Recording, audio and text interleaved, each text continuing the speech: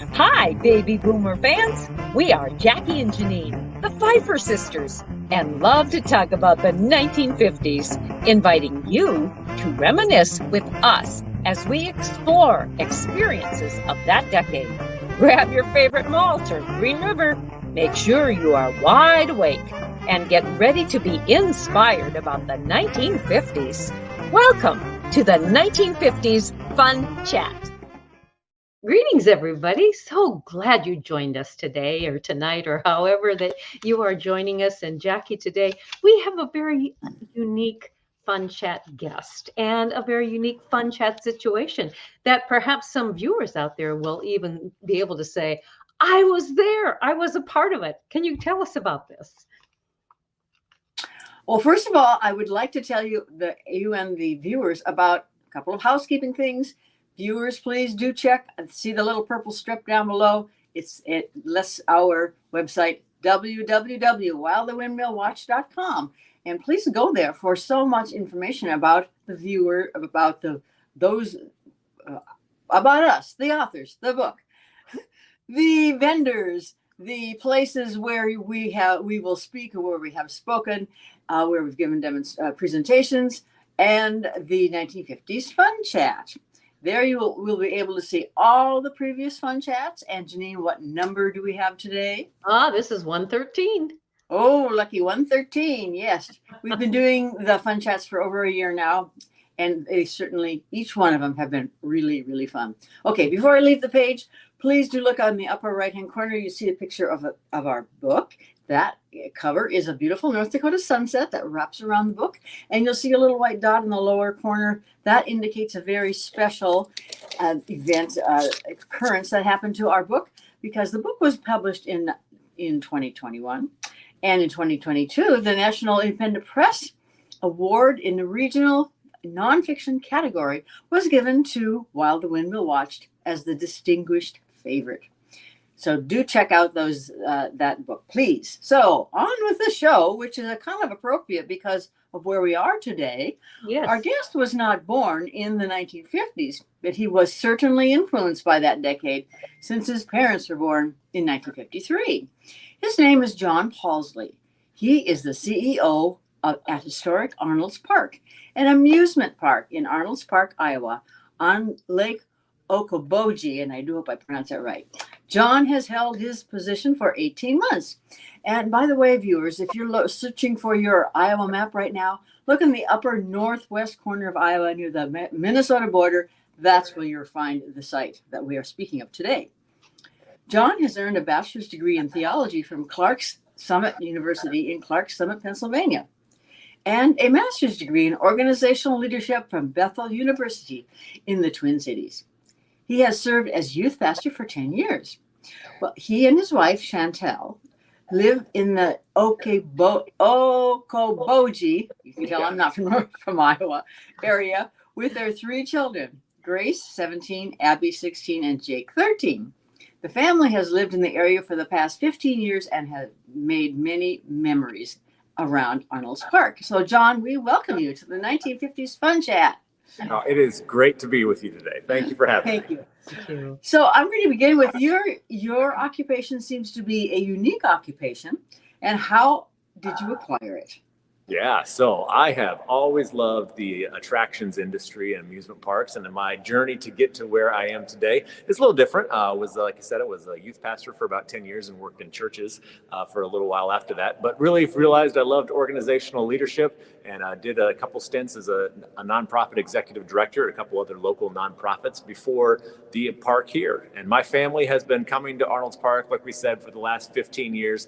It's been a great place for us to make a lot of memories and a lot of fun. And when the position came open, I was working just down the road, and I knew I needed to apply and wanted to see if it's something I could make a mark on. And it all worked out. And I've been having the time of my life for the last 18 months as director here. It has been so much fun. And as you can imagine, an amusement park, it comes with some unique challenges, but it is just, we are in the memory making, nostalgia building business. And it is kind of fun to be able to be in that business. Yes, Okay. and I'm wondering if there are any viewers that look in the background of where you are and can say, "I've been there, I was on that," whatever. But as Yeah. we move through our fun chat, John will be giving us a tour of some of those items in the background. So you want to stay Mhm. with us as we're doing that. Sure. My next question is, how did or did not your advanced degree or previous employment prepare you for your current job? And if it did, if so, how? Yeah, sure. So, Historic Arnold's Park is actually a nonprofit organization. It is one of about 5 nonprofit amusement parks across the country. We're Ah, underneath the banner of a museum nonprofit. And so, my history with nonprofit leadership, working with board of directors, setting vision and direction, certainly helped prepare me for the role that I'm in. And and you just work with people, and you yeah. have a team, and you have a mission you're trying to accomplish, and you rally people around that mission and that team. And so that was certainly helpful for the leadership side of it. There's been some learning curve with certainly the business part of everything. You know, we have an amusement park, we have an excursion boat, we do live music and concerts all summer long. That's been a big part of Arnold's Park. We operate a couple museums, and so we've got a couple different business functions that I've learned more and more about that didn't have as much experience in. But like Mhm. anything, it's a business. You try and turn a profit, though it's not our whole point as a nonprofit. We're trying to turn a profit just to accomplish our mission. And so the beauty of it is we have people who come here from all over, who grew up coming to Okoboji, who have family memories here in Okoboji. And some of my favorite times are when I'm here in the Arnold's Park Museum, which is where I'm at now. And right next door, we have a whole maritime museum of the boat and history of Arnold's Park. And people will come through and they will say, "Oh, I remember this. I was on this ride as a kid, or I was here with my family when we were younger." And it just, it pulls people back because there's nothing like family memories and nostalgia that sticks with you. And so, so there was a lot of preparation that just organizational leadership helped. And I've been in the people business. You know, you work in churches, you're in kind of the people business. And so working with people and helping people has been something I've been involved with a long time. So there was some preparation and some learning on the job too. Sure. Right. Well, John, there is an area in Arnold's Park called the Roof Garden. Yeah. And that has had a huge impact on many people who have visited there in the 1950s. And you have some really unique stories to tell about the roof garden. Can you Yeah. So share some of those? love to. So the Roof Garden Ballroom, I said live music has been a big part of what we do. And the Roof Garden Ballroom was actually built 100 years ago, the original one in 1923. It was right along the shores of Okoboji, and it was made to be a music venue, a big dance hall, basically, where lots of live music came through. So anybody who would have been through here in the 1950s would have certainly heard about the Roof Garden and seen the Roof Garden. And it was in the area of big band music. And so you would come in for big bands, and you would go to the second level of the Roof Garden because you had to walk up the creaky stairs. People talked about that all the time. I never saw the original one. We have a rebuilt one now, but it's not a second floor. You'd walk up the creaky stairs, and you go upstairs, and there'd be a wide open space where there was big band and dances and live music every night. And it wasn't just, I mean, it was all summer long. It was amazing. And it wasn't just people who would come here, but we have many people who fell in love in Arnold's Park in Okoboji, and lots of great stories of people who have met at the Roof Garden at a dance when something happened. They came back from the war and they were meeting people and having a great time together at the Roof Garden Ballroom. And so that was here until about the 1980s when that Roof Garden was taken down. There was about a 20-year gap before we rebuilt a new Roof Garden. It's in a little different location, but still house all sorts of great music and memories in there. And so if you were in Arnold's Park during the 1950s, you would have certainly known about the Roof Garden, probably come and danced at the Roof Garden, and maybe met the love of your life at the Roof Garden. And on my phone here, I have a picture of a contract that was in the 1950s. It was in 1959, January of 1959. The Don Shaw Orchestra out of Sioux City came and played at the Roof Garden Ballroom. They played for a week straight, and it was kind of fun. For $650 is what they paid for. Yes. 1950s. So, well, yeah. certainly since from the 1950s to the 1980s, when the Roof Garden is going again, the style of music has changed. Has that also changed with the bands that you bring in? Oh, absolutely. So in the 60s, kind of the rock and roll era took over, and we had some of the we had Johnny Cash played in the Roof Garden. The Beach Boys, when they're in their heyday of the early 60s, played in the Roof Garden. We had some of the big names that came through. The Surf Ballroom is just 2 hours down the road from us, which, you know, the history of the Surf Ballroom with the plane crash that happened with there. And so we were just 2 hours down. So rapping would happen. They'd go play at the Surf Ballroom, and then they'd come over to the Roof Garden. And in the 60s and 70s, kind of rock and roll took over, moved away from the big band era, moved to rock and roll. And actually here on site, we have the Iowa Rock and Roll Hall of Fame Museum, where you can learn all about the history of rock and roll in Iowa. And now the Roof Garden, we have all sorts of shows. We've had Peter Noon and the Herman's Hermits came and played last summer. We have some great shows. The Lettermen were here. So some of the music that people might know from the 50s and 60s are still alive. What I find is so interesting that some of those bands from when I was a teenager in the 60s are resurfacing. Some of the original members. And even though their physical looks have aged, their voices haven't. That's what's so amazing. Oh, it's incredible. We had, like I said, Peter Noon was here with Herman's, and he just sounds like he did on every record or every show I've ever looked back and heard. The Rascals, with Felix Cavalier was here. I'm not familiar with them, but they were here last summer. And people just said I could close my eyes and I could feel like I was listening to them when I did back 40 years ago. So, and they're resurfacing. And there's a lot of great tribute bands that tour, that pay tribute to the era of that time. And they do a great job too. And so people love live music. There's nothing that connects people together with live music.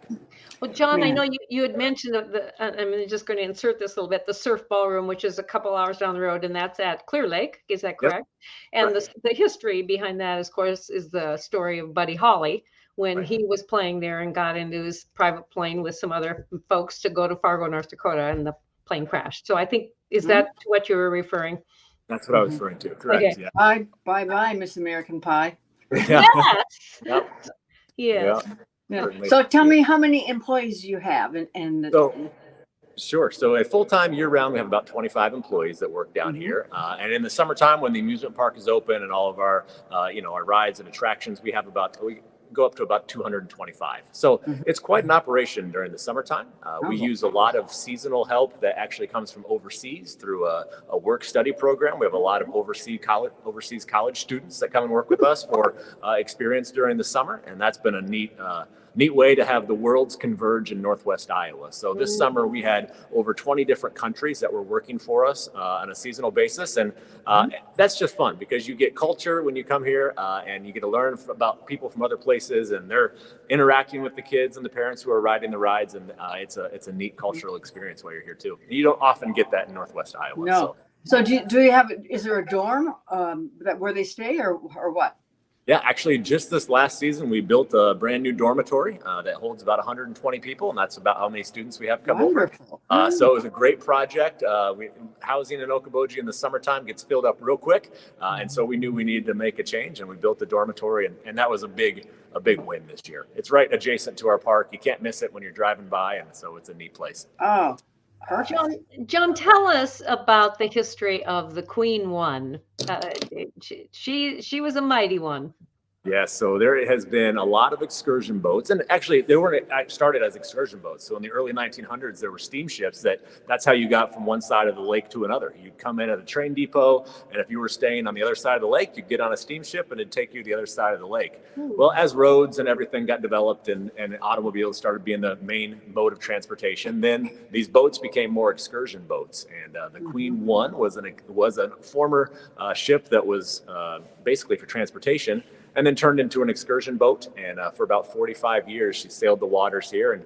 And for folks who didn't have a boat of their own, it was their way they could get out on the water, see the lake. It is a beautiful lake, West Lake Okoboji. It's a deep lake. It's a blue, clear water lake. And so there's a lot of great fishing, and just the views are spectacular.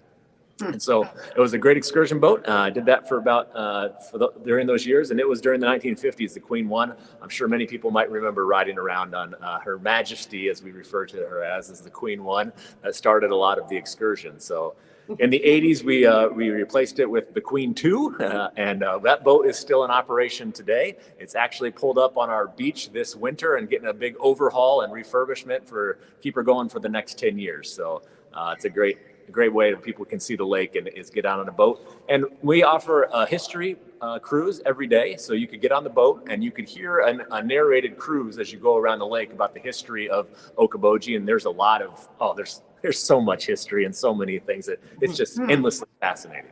Okay, I'm suggesting to our viewers, did you ride on the Queen One in the 1950s? We want to know that. Can you please comment below? We'd love to hear that, your reply, and how special it must have been for you. Absolutely. Yes.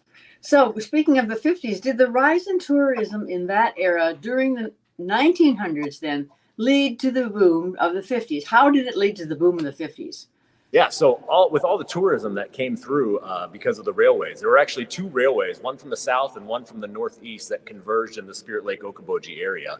And the fun history of how it all got started was that there were just some people here who said, hey, all these people are coming, they're looking for something to do, they're looking for places to eat. So they just started building up all around us this tourism. And the person who started Arnold's Park, his name was H.B. Arnold. That's where we get the name from. He just started building rides, and there were actually two amusement parks that in around the 1940s or 50s converged into one, Arnold's Park now. And so rides, attractions, and all sorts of fun things like the Fun House, which is the toys behind me here that you see, started popping up everywhere. And people started coming down and setting up shop for small locomotive rides to merry-go-rounds and Ferris wheels and all sorts of fun. Okay, maybe I missed it. Was Arnold from Okoboji, or was he from another area of the country? He was from another area, but he was actually a Methodist minister who bought some land at the lake, and then his family started building. They built basically a diner to feed people when they came to fish and enjoy the lake during the summer, and then put a ride or two in, and it just started growing more and more from there. So when you get the name Arnold's Park, it's not only the city, it's also the name of the amusement park, which can be a little confusing. It's named after the founder of everything, H.B. Arnold. So when did this Arnold city begin? Sure. When was it incorporated? Yeah, I don't know when it was incorporated. It was the early 1900s that it was incorporated. Okay. It's been so are there any family members in the area? There's not from the original Okay. Arnolds. There was another gentleman who owned the other amusement park, the Bennett family, B-E-N-I-T, and their most recent descendant just passed away recently, but his wife is still alive. She's in her late 90s, and she has stories about their time of running an amusement park too. And so, Cool. Pretty neat. Yeah. Well, Jon, do you have something that especially touches your heart about Arnold's Amusement Park? Yeah, I love when I get to tell people, just show people here, and they go back in time and see memories from when they were kids. I mean, people are people. They don't change. We have things that we enjoy, our families, our memories, things that were special to us. And we have done a lot of refurbishment over the last 10 years here at Arnold's Park. There's been a lot of investment of money and investment of time into making this place feel historic and yet new at the same time. And I love when people come here and share their stories of how they met their loved one, or they spent time with their grandparents here, or they had a nutty bar, which is a classic Arnold Park tradition that still exists today. And they had their first nutty bar here when they were growing up. And so I love hearing stories about that. We recently had a gentleman from Des Moines who came up with his wife, and they hadn't been here in 20 years. They came up for an anniversary trip, and he wrote us a letter afterwards saying how his parents actually met at the Roof Garden.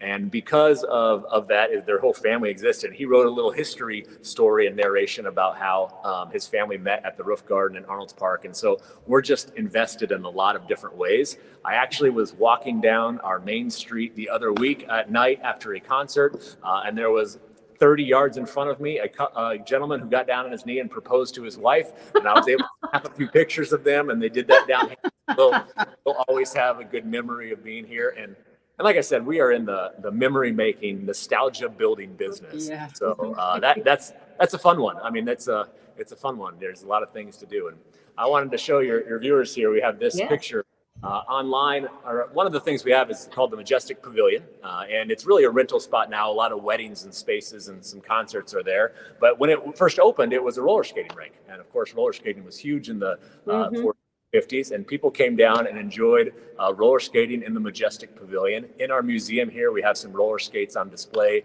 that they might have used. We refurbished this building a couple years ago, but it still has a lot of the same view as this space right here. The same ceiling, the same floor, windows and lights. And people walk in there and they're like, I'm back roller skating. But this was a display this was an ad from 1955 for the announcing to all amateur roller skaters the roller skating championship at the Majestic Roller Rink, Bennett's Park, Arnold's Park, Iowa.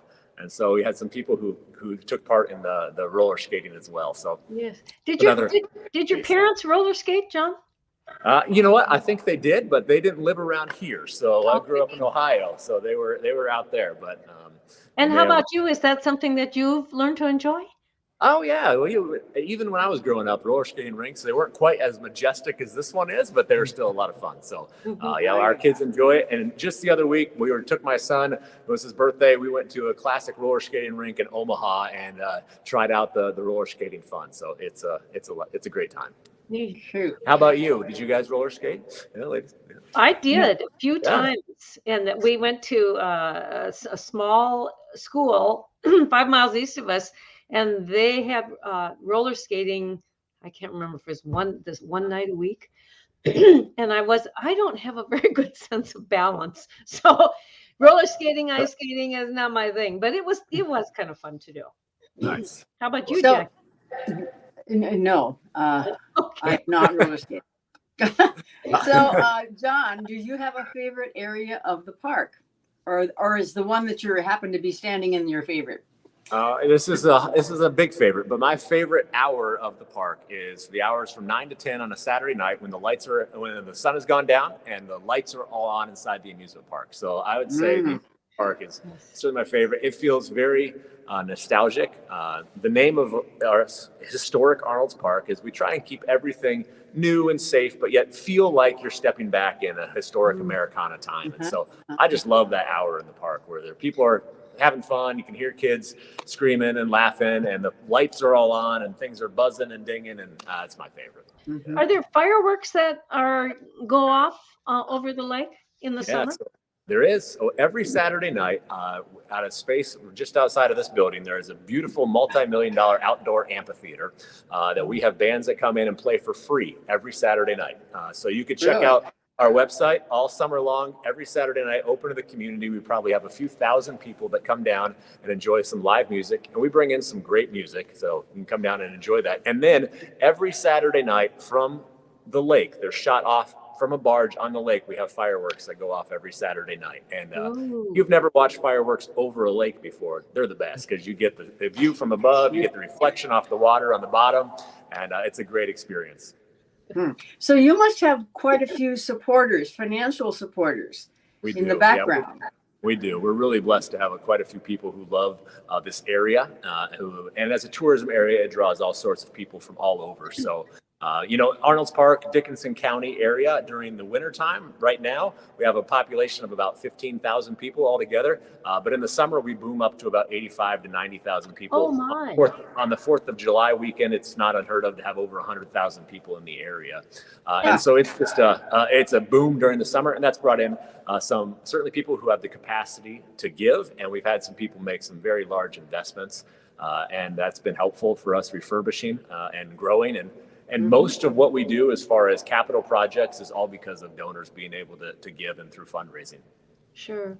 Well, how does the Arnold's Park area accommodate this huge boom in population in the summertime? Yeah, so a lot of our housing here are second homes for folks. They've built many condos, and so a lot of people live, or they either go south during the wintertime because it is miserable here in the winter, and then they go south in the wintertime, or it's their second home on the lake. And then we also have a lot of hotels, and recently with the boom of VRBOs and everything online, we've got a lot of folks that do that as well. So it's quite a popular place, like I said, for families, for boating, and for just a lot of fun. Can you compare Arnold's Amusement Park or contrast to another amusement park? Yeah, sure. A well-known amusement park. What are the benefits of coming to Arnold's Park versus another amusement park? Sure. So there's a lot of great benefits for us. We, being a nonprofit park, we don't have an entry fee to just walk through the park. So you can come down and enjoy all of enjoy the whole area, and you don't have to pay anything. We've got a beach you can come to and bring your family to for free. You can walk through the park and just pay to ride rides. It's very scenic down here. So one of the beautification efforts we did was plant all sorts of beautiful flowers and trees and plantings. And so when you come down here, it's just a visual, beautiful space. And you can come down and walk around, and you don't have to ride a single ride, but still fill your day with our 3 museums we have here on site, with live music throughout the day. And then we have all sorts of fun vendors that come down. There's shops and there is food. You can get ice cream and coffee and these Treats Nutty Bars, which is a block of vanilla ice cream dipped in chocolate, rolled in crushed nuts, and people love it. It's fantastic. So you can come down and walk along our pier and boardwalk. And so there's so much to do that's just beyond an amusement park, where maybe a typical amusement park, you go, that's what you're going for. You're going into the amusement park to ride rides. We have an amusement park is what I like to say, but we're so much more than that as well. And so that might be the biggest separation between us and others. And you don't pay to park. There's free parking. It gets a little crowded sometimes, but there's free parking, free entrance into the park. And then we provide all sorts of live free music opportunities. So one of the reasons, I was a youth pastor for a lot of years, and typically they don't make a whole lot of money. So one of the reasons my family came here and enjoyed the park is because there's so much access for us to be able to enjoy at a low cost. And so there's a lot of wealth in our community, and there's a lot of philanthropy in our community, and those merge really well at Arnold's Park. Have a lot of camps started around the Lake Okoboji area? Yeah, there is. There is at least 4 or 5 church camps that are around the area. There's other meetings and gathering spaces. There's a beautiful nature center. We have a YMCA that has a camp where kids can come to and enjoy a YMCA camp. So there's lots of summer camp opportunities for kids. And then they also have a space where the University of Iowa and Iowa State have a laboratory here. It's called Lakeside Lab, and they have all sorts of students that are studying marine biology or different parts of the Department of Natural Resources. They come and do internships here all summer at the Iowa Lakeside Lab. And so it's just a flurry of all sorts of opportunities. The Boys Town out of Omaha has a camp up here. They bring people to during the summer and can enjoy. And so lots of great spots. And the beauty of us too is not that it's bad to be overly commercialized, but when you come here, you're not going to find all your chain restaurants and you find all those typical areas. It still feels very small town. A lot of restaurants that are just owned by a single owner. It's their only location. Okoboji, I think, hosts the best breakfast options in the area because you got all sorts of beautiful breakfast options and small holes in the wall that are just nostalgic and fun. And if you're in Arnold's Park and you're like the 1950s, you have to go to O'Farrell Sisters for breakfast. It's a 1950s themed cafe. They were open in the 1950s and kind of have that nostalgic feel of stepping back in time. And they have the best omelets. So you got to get the omelet there. O'Farrell's, huh? O'Farrell Sisters. Yep. O'Farrell Sisters. So Okay. this sounds definitely like a destination. Yes. Oh, never heard of it. Well, now you know. Now I know. And there's 15 museums within Dickinson County over a lot of different areas. Really? And you can go to all these different museums and find history from the Great Lakes. The time frame that Arnold's Park is open, are you closed now? So we are open year round. We mostly what we do in the wintertime is concerts and events and rentals for corporate groups, parties, weddings, things like that. But Memorial Day to Labor Day is our big season. So that's when the amusement park is open. That's when we have all of our live music, all of the shows that take place. The museum now is open Tuesday through Friday, and we have a gift shop that's open during that time. So it's definitely a different pace, but there's still stuff that's going on all year round. And what's Christmas like at Arnold's Park? Yeah, so Christmas is a lot of fun. We decorate Lake Street, which is the street that runs right through the center of Arnold's Park. We've got lights and beautiful opportunity to just come down and enjoy some views. And it leads right down to the lake. You see the lake through Lake Street, and we light it all up with these beautiful white lights. So you can come down and enjoy that. The area behind me here is going to get decorated here in the next few weeks and make it all into a Christmas theme. And it'll be available for people to rent for corporate parties. We have a lot of businesses that hold their parties here, family gatherings and parties. And then a couple nights, we're just going to host some live Christmas music. You can come down and buy something to eat and drink and enjoy this fun atmosphere. And so we have a farmers market that happens all summer long on Lake Street on Saturdays. And we have a holiday market in the Roof Garden, actually, coming up in December. And we have 3 Christmas concerts in the Roof Garden, too. So lots of opportunity for celebration. Do you have nostalgic Christmas caroling? We have someone comes in who does jazzed up big band, it's called, and it's a big band orchestra that comes in and plays Christmas music. And this year we are working with the local schools to try and get some Christmas caroling happening inside this space right here. So Yes. Well, John, did you want to take us on a little tour where you are? Sure. So I'd love to walk you. I'll try not to make everybody too sick here with what I can show you. But here is the Arnold's Park Museum behind me, and lights will come on as I walk around. So behind me here is 3 rides that would have been in the Fun House, which was right next to the Roof Garden. So if you were in the Roof Garden, you certainly went to the Fun House afterwards. And this is our 2-story wooden slide here.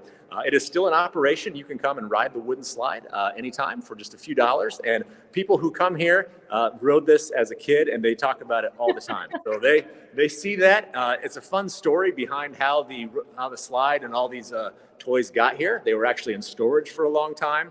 And then they were going to sell them away. And someone came back and said, no, you can't do that. We want them back at the park. And they bought them and donated them to the museum. And just another quick history about Arnold's Park. In the late 1900s and late 1990s, there was a developer who came through and actually bought the amusement park it was in private hands then. And he was going to actually tear it down, the amusement park, close it, and put up housing and condos. And the community rallied together, raised about $7 million, and bought the park back from that developer. And it was during amazing story. And it was during that time that it went into a nonprofit status to make it say, we want this to be available for people forever. And so that's when the story came. It's like a Hallmark movie as theme. Yes. It's an amazing piece. So as you walk up, we have a little ramp here that walks up to what's called the Sugar Bowl. And the Sugar Bowl here was a ride and attraction that you would get inside of this, and it would spin slowly. And what I hear is that it was basically a king of the mountain. The boys would get in there and try and be up in the middle as it spun and try and kick everybody else off. And that's what it was. Insurance definitely doesn't let us do this anymore. This is just a piece to look at now. But people will come through and share memories and their nostalgia of even funny stories of them breaking bones inside of here. And they would look back in that and think, oh, I remember when I broke my wrist in the Sugar Bowl. Oh, dear. Well, I'm even thinking, John, that when being on that wooden slide, boy, that might give a little sore bottom after a while if you rode that. Or any skin that was available. Be gone. You ride down on a little felt carpet now. So this was the barrel here, and this barrel used to spin, and it would spin like this, and you would walk through it sideways, and so you had to get a certain speed of how you walk through it. But people talk about falling in there and tripping over the sugar barrel. And so ton of fun for people to look back on.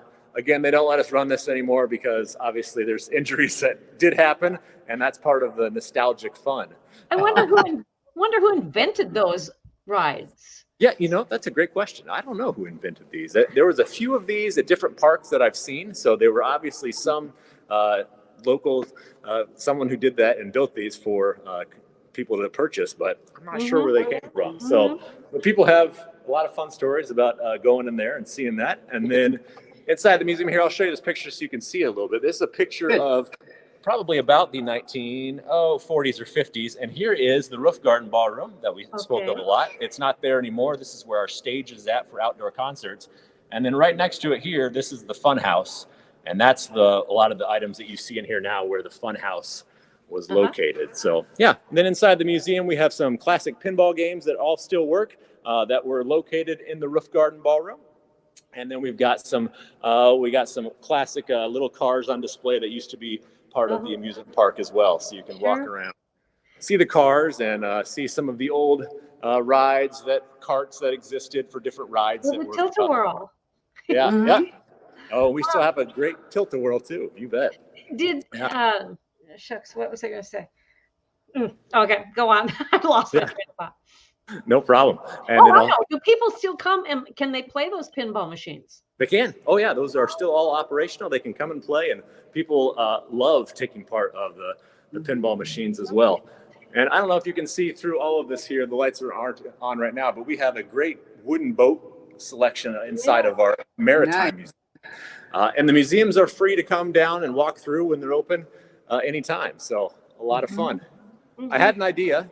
If you're up for it, I'm going to walk up the slide. Do you want to take a ride down the slide? Of course. That could bring back many memories for some of our viewers. Yeah, I think so. So you can see as I'm going up here, you can see a little bit of the view of the museum here. And there's just all sorts of fun things to come in and look at. I might lose my breath. There's a lot of stairs walking up here. It's quite evident that when people come to Arnold's Park, if they are wearing a frown on their face, that's going to change. That's going to change. Yeah, that's definitely going to change.